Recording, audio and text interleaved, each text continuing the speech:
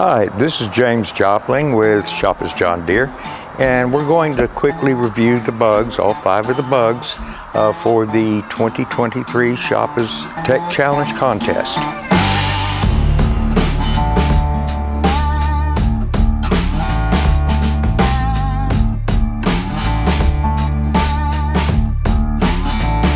So the first bug, I think what we're going to do is we've got a code that pops up.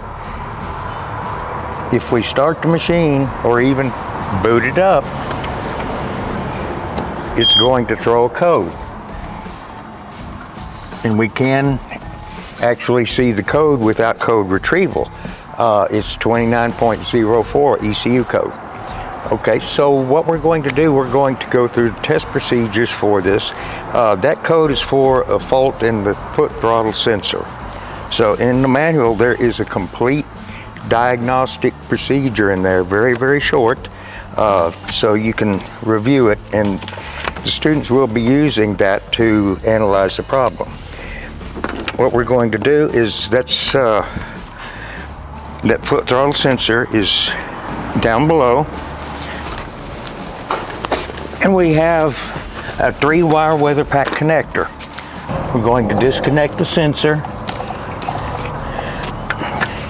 And there again, all this is spelled out in the diagnostic test manual. We're going to check for providence voltage. And we see that there is relatively no voltage at all. There's no voltage being provided to the sensor. So in the procedures, what we're going to do, and I'm just going to briefly go over the procedures, is we recognize that there's no voltage providence. So we're going to disconnect the extension, of which I've placed in there, and then we're going to retest the tractor harness.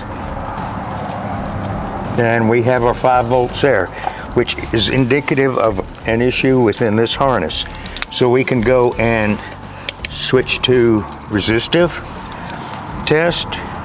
We'll go to the ground wire, which is the A terminal within the connector body.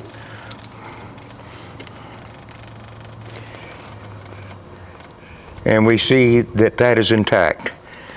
So to see if we have an intact 5-volt providence wire, we're going to go to the C terminal, which is orange wire, and we notice that that is an open. So there is an issue with the extension harness. That's the first bug.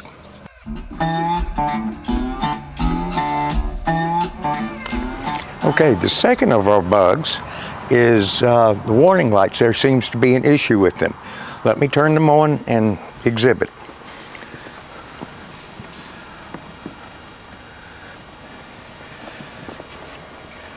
This one is flashing. We have no function on this one. So as per the diagnostics, what we're going to do is remove the lamp. We have to remove the lens, then we're going to remove the lamp and test it.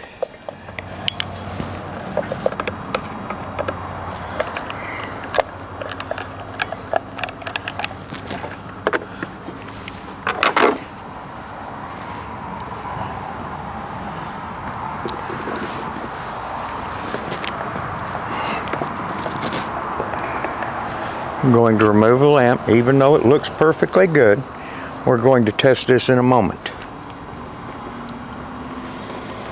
Right now we're going to check for power providence going to the lamp socket.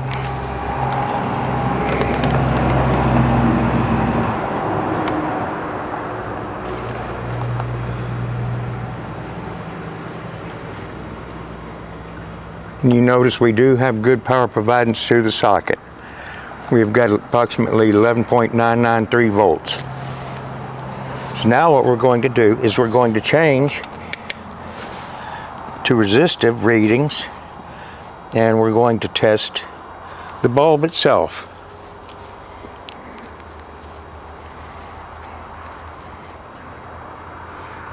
and we note that it's open. So this bulb is faulty. So before we just install another bulb, what we're going to do is going to take the new bulb, which also looks to be intact, and we're going to test the resistance of that. Now you note it's approximately 0.55 ohms. There is some resistance within the bulb, however, that confirms that it's good. So now what we're going to do is just simply replace the bulb.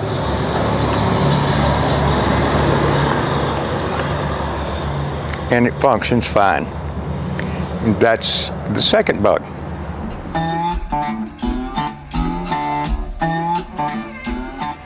Okay, this is our third bug. Complaint is that the hitch won't fully lift the implement.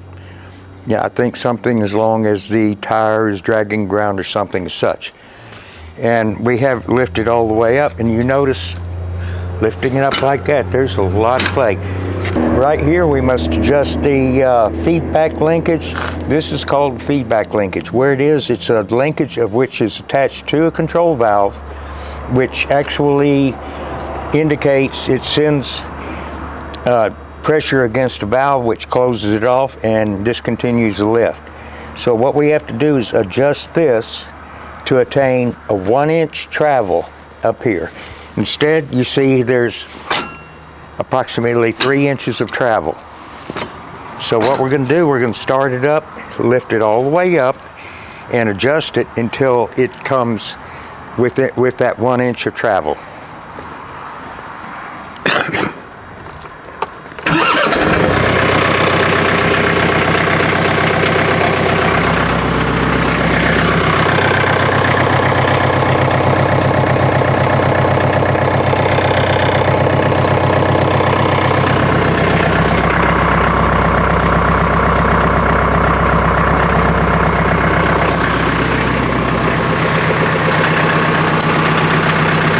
We see we've got quite a bit of travel, so we're going to be adjusting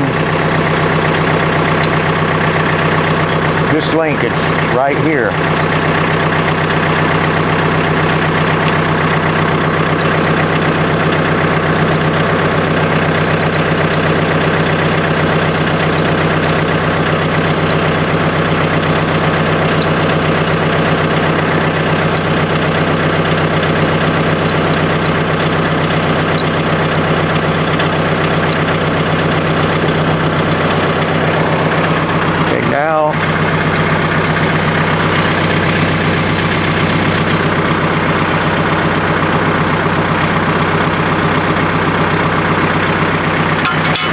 We take our rule and just guessing, we've got approximately 1 inch of travel.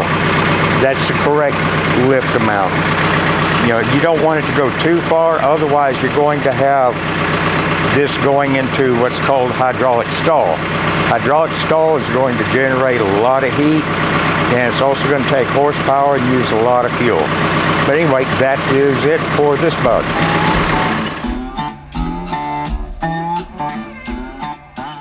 Okay, our fourth bug is just somewhat a simple bug.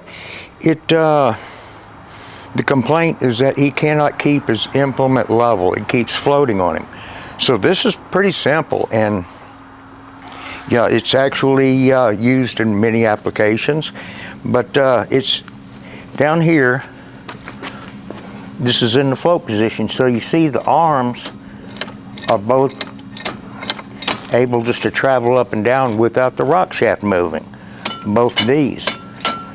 So what we need to do to correct the issue is remove the pin, and we're going to turn this pin sideways. Instead of it being vertical to where it's going to go into the slot, we're going to turn it sideways so it's in the rigid position. It's in that position, so now you see minimal movement. We'll do that on both sides, turning it to the rigid position where it's not going to move up and down hardly at all. We're going to reinstall the pin. And it's rigid. And that is all for that bug. Relatively simple, but it's a common mistake.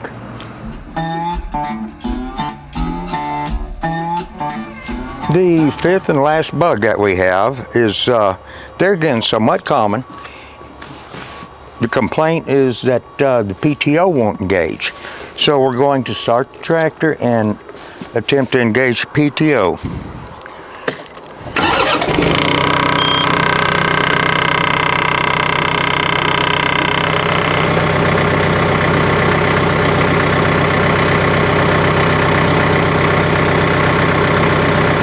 PTO does not engage. Okay, another symptom of what the issue is we're going to try to move the tractor.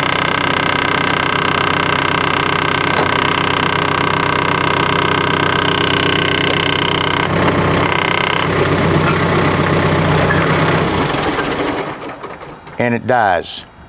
That's the second symptom of this problem. So what we're going to do is test for the integrity of the seat switch. Now it does have it displayed up here that the operator is out of the seat. So that should be indicative as to being a seat switch issue. So what we're going to do is I'm going to lift the seat, inspect the harness. Now this will be with the key on, engine not running. So we have the key on, our multimeter set to voltage, and testing to the pin on the connector, it's 12.295 volts. So we've got good voltage providence to the switch. So now we're going to change with our multimeter to resistance. And we'll go through a procedure just testing the integrity of the seat switch.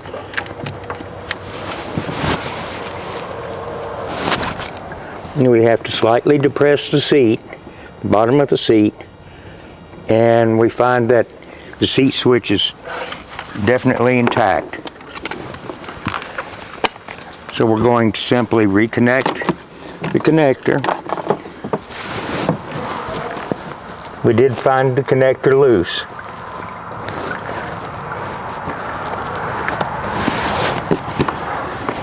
I'm going to sit down, start it back up.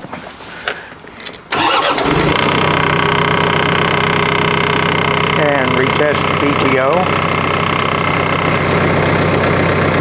And we have PTO. That's all the bugs for year 2023. So please, everybody, please have your students read this little diagnostic manual here. All the answers are within this manual. So please have them read it. Thank you very much.